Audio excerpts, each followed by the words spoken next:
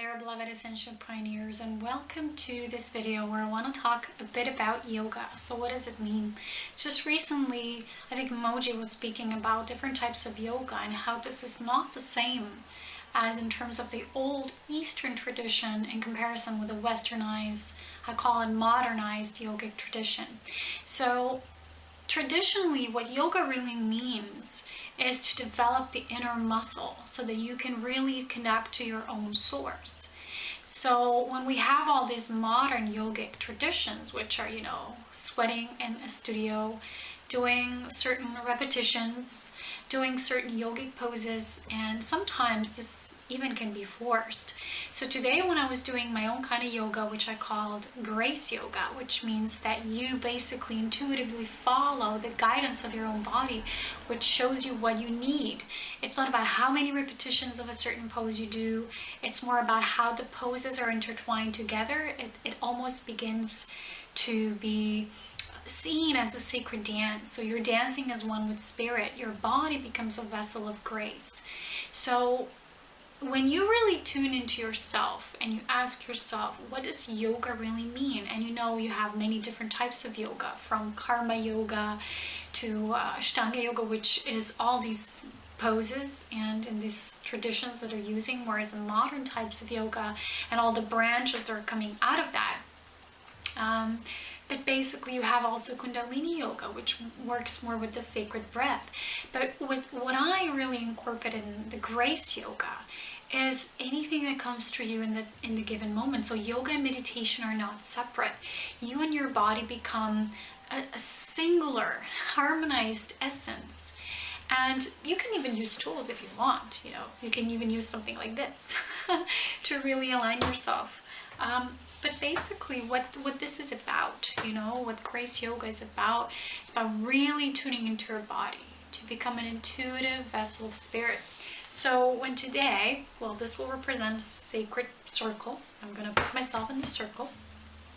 When I began to do my yoga, and I have this beautiful white mirror, which I received as a gift. It was an additional bonus when I was purchasing some of the things for the apartment. And the thing was that, when you find your sacred space, that's really important. So I'm going to tell you what are the basic things that are keeping you maybe away from the practice that I was really tuning into myself. So the first thing that kept me away from this practice of yoga was I didn't resonate with all these modern yogis. I used to go to yoga studio a few years ago. I went with someone and it was so forced, and certain poses we did, they were really painful because they made you do it in a certain way, and maybe your body wasn't ready to do it in a certain way, because harmoniously your body needs to be aligned with what it's tuning into. Because in truth, what I call grace yoga is that you harmonize your cells. You don't go against them. You don't create additional pressure. So a lot of this modernized traditions and exercises are very forced. Even when I do running, I'm a runner. I'm very passionate about it, but I'm not a runner that would actually go against my limitations. And I would actually go against my body. I just go more like flow, and I receive lots of spirit messages and guidance when I run, which I then later can share with all of you, with all of us as a community of Ascension pioneers.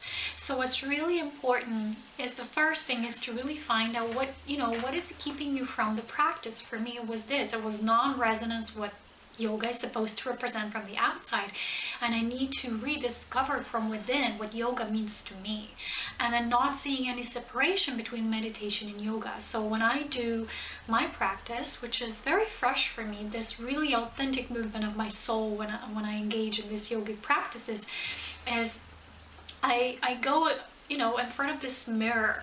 And this is the second point, which I want to remind you. The second point is finding your sacred space. In the beginning, we had this huge mirror in our living room, but I couldn't do it there somehow. I don't know, nothing's wrong with the space, but it just wasn't right. I never got myself to do it, and I kept asking, what's wrong with me? Am I lazy? And I'm really not a lazy person. It's just there was no resonance there. And now we got this beautiful white mirror, and it's posed and it's placed here in this room that we use for creations, and it's a very pleasant room, very lovey-dovey kind of room. And here, when I sat in front of a mirror, I felt this click. Well, this is it. And then I just started. It was more like a dance. It wasn't even like yoga. And I am a dancer myself too.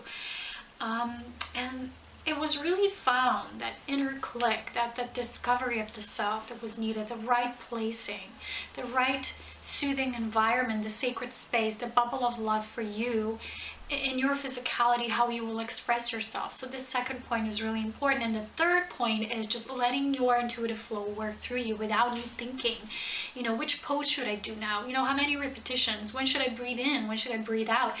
If you will notice this, and I noticed this because my mom regularly practices these Tibetan exercises, which are to revitalize your body, to keep you youthful. And they start with the basic spinning, and then, these rest view exercises are very simple in their essence. But when you do them correctly, they can also feel a bit hard if your body's not yet ready. And then what I found was the difference between how the breathing goes here and naturally and what they were teaching us in the yoga studio. And it falls off somehow. And what really feels right to me is letting your body and you breathe naturally. Maybe in the beginning it will feel like, okay, I'm not yet really breathing with the exercise because maybe you're not yet that tuned in. But the thing is that in the yogic studios, they would try to correct you again, go against the flow. They would try to think of you doing mistakes and not doing it correctly. That's the whole point. The whole point of our society is telling you you're not doing something right. You should do it this way. And a lot of the people who are more intuitive, they need their freedom, expression of their soul. Even if it comes to certain mistakes, those mistakes are leading you to find your rhythm and pace. And that's the whole notion of the Western modernized society, which is keeping you controlled. And even through forms of which we call exercise, which is supposed to be good and freeing and liberating our bodies. And in many cases, this is not really true. So this third point would be really allowing your body to flow, you to flow, to find a rhythm, and just allow yourself whatever comes through. So basically what I said in my sacred circle, I just began, with my sacred breath that I teach also in my videos and my mastery courses of the breath of life. I actually put the palms like this. I took an in-breath, inhale, hands like this, exhale, and then when I felt ready, the exercise began. But it was more like a dancing movement, and I felt which movements my body needs at that time. And it was like guidance, direct connection with your soul. There was no one outside of you telling you, do this exercise, do that many repetitions. This is how you're supposed to do an exercise. I know maybe for the beginning you will need some of the poses, but it's just as reference points. Everything we do in life is have a trigger, to have these reference points, to have memory, to recode ourselves. And then when we have that, establish the freedom, create your own path, pave your own way, do something that's really guided from your soul. And once I found that inner bliss through my own means, which I now call grace yoga, it's so beautiful because it connects me to my own angelic nature. It's exactly what I needed. I don't really care what it looks on the outside, what it's supposed to mean, but it really connects me. And this is what the whole point of yoga is supposed to be about. It's source connection, your own individualized way of how you connect. It can only come through your own intuition. So I wanted to record this video in front of the mirror and actually as a reflection on myself, because that's the thing. It's very good when you do it in front of the mirror, because as you're going to be doing certain breathing in and out and certain poses, your energy will shift and you'll have the ability to observe yourself, to really see yourself. And this is how you're making love with yourself. You're making that intimate connection with self. So it's not like you're away from the mirror somewhere in a big hall. It's more intimate. You are in front of your own mirror. You're in front of yourself. You are exposed. You're naked to the self. You are really just spending time with the self and feeling the connection with your source.